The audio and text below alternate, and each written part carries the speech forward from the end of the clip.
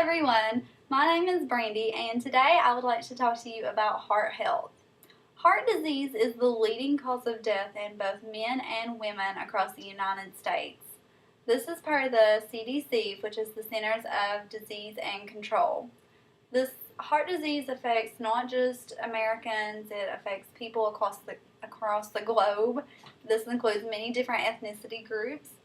Today I would like to talk to you about a few ways that you can prevent heart disease and a few ways that you can control it if you already have it. What I'm going to start off with today is our children. I think our children are an important part of this because this starts off at a young age. The foods they eat, what type of exercise regimen they're getting, if they're active or not. I think it's important to get our children involved in the kitchen just to kind of have the parents show a little bit what they're cooking, why they're cooking things certain ways, making good, healthy choices with the food. Also, I think it's important that we get our kids active. That doesn't necessarily mean they have to be on a sports team or anything. That just means getting them active, getting them outside, making sure they're not just sitting inside playing video games, making sure the parent is just kind of out active with the kid a few times a week. Just either in the house doing some type of little exercise program, making it fun, or being outside on a bike, walking. Those are just a few examples. That goes to say into adulthood, I think making healthy food choices is very important. Making sure that you're cooking with low-fat oils, making sure that you kind of limit your salt intake, because salt can raise your blood pressure, and blood pressure can end up being a major problem with heart disease. With foods, just making sure that you try to eat in a little bit more, not going out so much. And when you do go out, just making sure that you're making as healthy food choices as you can when you go out.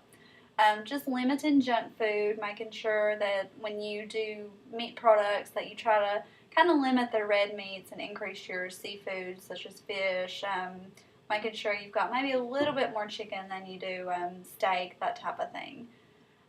Also making sure you've got more vegetables on your plate. Also in food choices, just making sure that when you go to the store that you know how to read the food labels that are on there. If you don't know how to do this, you can actually log on to your computer and go to the American Heart Association, and that website is heart.org. They have a complete section on there about how to read the food labels. It explains it in very simple terms. When you go to the store, a lot of times you see labels and it tries to kind of pull you to buy this product, and really it's not as healthy as what it's claiming to be. So I think that's something important that we should all have a little bit of knowledge about. The next thing I'd like to talk to you about would be exercising. Exercising kind of goes along with the food products, and if you're a little bit overweight or you're having a weight struggling issue, obesity increases your risk for heart disease. It's putting more stress on the heart. Exercise, definitely you have to kind of have a little bit of exercise with your food choices that you're making to lose weight. The exercise program that the American Heart Association recommends that you have is at least 30 minutes of moderate exercise at least 5 times a week. I know a lot of us think that's a lot, especially if you're going to school, work, you have a family, you have a busy schedule. But this doesn't necessarily mean you have to go out, outside of the house. You can find things to do inside of the house. If you have stairs, you can find exercises to do on your stairs. If you have an open area in the living room, just somewhere in the house, you can kind of break that up even if you want to, 15 minutes, in the morning, 15 minutes at night. That way at least you're getting some exercise in, and this is very important for your heart. Just if you have friends, family, try to make it more fun. It doesn't necessarily have to mean, you're at the gym lifting weights or anything. Just make sure that you just try to get that exercise in, and just make anything, make it fun. If you're in the kitchen, just try to have fun with it. Another important thing I'd like to make a point about is smoking. Smoking definitely increases your risk for heart disease significantly. Most people say, I can't quit smoking, I can't, I don't have a good support system.